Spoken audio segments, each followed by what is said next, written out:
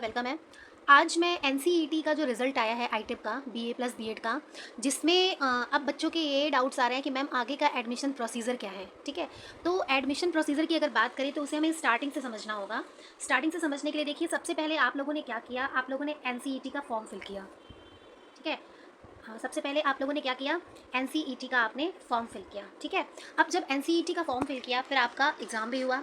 Exam के बाद अब क्या है, अब आपके रिजल्ट आ गए, रिजल्ट का हो या स्कोर कार्ड का हो, आपका स्कोर कार्ड आ गया है, ठीक है?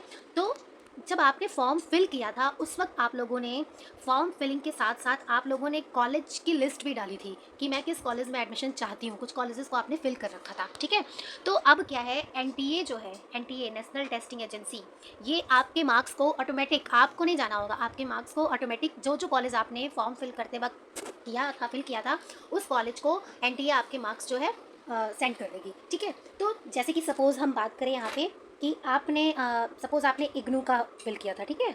सपोज़ आपने इग्नू का फिल किया था, तो अब क्या होगा, इग्नू जो है 2 दिन में 4 दिन में जब भी जैसा आता है, वो अपना काउंसलिंग डेट नोटिफिकेशन निकालेगा कि इस डेट में मेरे यहाँ जो है काउंसलिंग हो रही है और इस मार्क्स से इस मार्क्स तक के बच्चे मेरे यहाँ इस डेट में काउंसलिंग के लिए आ सकते हैं। तो आपने जिस भी कॉलेज को फिल किया था फॉर्म भरते वक्त, ठीक है, वो कॉलेज को आपको चेक करते रहना है इस टाइम पे, हर दूसरे दिन आपको चेक करना है, जिससे कि आपको वहाँ का अपडेट इन्फॉर्मेशन उस कॉलेज की मिल सके, ठीक है? तो क्या होगा, आप जब आपको सपोज जैसे इग्नू का एग्जांपल अगर हम लेके चल रहे हैं, तो इग्नू ने क्या किया, इग्नू ने कहा कि 18 अगस्त को सपोज, ठीक है, 18 अगस्त को काउंसलिंग डेट है वहाँ पे, तो आपको क्या करना होगा, 18 अगस्त को आपको वहाँ पे सबसे पहले अपनी सारी चीज़ें, ठीक है, सारी चीज़ें में क्या आएगा, 18 अगस्त को आपको अपने सारे डॉक्यूमेंट, जब वो नोटिफिकेशन रिलीज़ करेगा इग्नू कि इस मार्क्स तक के, इस मार्क्स तक के बच्चे आ सकते हैं मेरे पास काउंसलिंग के लिए इस डेट में, तो वो साथ में डॉक्यूमेंट के बारे में भी लिखेगा कि कौन कौन से डॉक्यूमेंट रिक्वायर्ड है, ठीक है? तो डॉक्यूमेंट की अगर बात करें तो आप लोगों को सिंपली इतने फॉर्म भर चुके हो, पता ही होगा क्या क्या लगता है।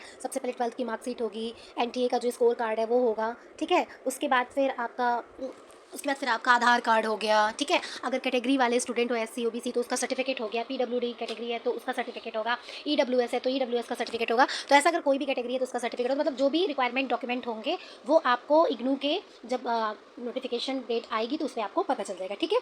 तो जब आप वहाँ पे काउंसलिंग के लिए जाओगे तो इस काउंसलिंग प्रोसीजर को जो है क्लोज्ड काउंसलिंग प्रोसीजर कहते हैं, ठीक है? Close counselling procedure, close counselling procedure यही होता है कि जो आपने फॉर्म फिल करते वक्त जो आपने फिल किया कॉलेज, ठीक है, तो वो कॉलेज सिर्फ उन्हीं बच्चों को बुलाता है जिन्होंने उनके कॉलेज को फिल किया है, ठीक है?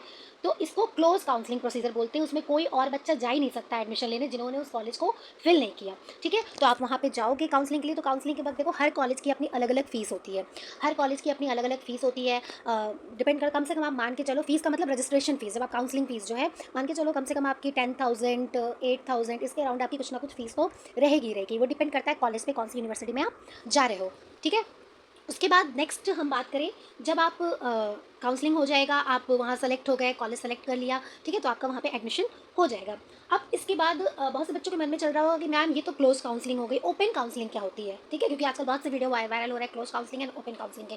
तो ओपन काउंसलिंग यही होता है कि सपोज बहुत से कॉलेजेस यूनिवर्सिटी ऐसी होती है जो ओपन काउंसलिंग कराती है। ओपन काउंसलिंग का मतलब क्या है कि वो ये नहीं देखते हैं कि हमारे कॉलेज को किस बच्चे ने अपने लिस्ट में फिल किया था, फॉर्म में फिल किया था, वो ओपन नोटिफिकेशन डालते हैं अपने वेबसाइट पे कि इस मार्क्स से इस मार्क्स तक के जो बच्चे हैं वो मेरे यहाँ काउंसलिंग के लिए इस डेट में आ सकते हैं, ठीक है? तो अब वो जो भी बच्चे हैं ओपन काउंसलिंग में, मतलब कि अगर आपने वो कॉलेज फिल किया है या नहीं फिल किया है, वो बच्चा उस कॉलेज में एडमिशन के लिए जा सकता है, ठीक है? काउंसलिंग के लिए वो जाएगा। अब जैसे मान लो डीयू की बात करें, डीयू ने ओपन काउंसलिंग की, उसने नोटिफिकेशन निकाला कि आप मेरे यहाँ जो है एडमिशन के लिए, काउंसलिंग के लिए आप मेरे यहाँ 20 अगस्त को आ सकते हो। तब आप 20 अगस्त को आ सकते हो, तो 20 अगस्त को अगर डीयू में सिर्फ 10 बच्चे पहुँच रहे हैं, ठीक है, सपोज अगर 20 अगस्त को डीयू में काउंसलिंग वाले दिन सिर्फ 10 बच्चे पहुँच रहे हैं, तो सिर्फ 10 बच्चों के स्कोर कार्ड को लेकर वो एक कट ऑफ बनाएगा, ठीक है? और उन 10, सपोज उनके यहाँ 5 सीट उस वक्त बची है, तो जो 5 ऊपर मार्क्स वाले बच्चे होंगे, नंबर वाले बच्चे होंगे, उनको वो एडमिशन दे देगा। तो समझ में आई आपको क्लोज काउंसलिंग और ओपन काउंसलिंग क्या होती है? तो यही फ़र्क होता है दोनों में।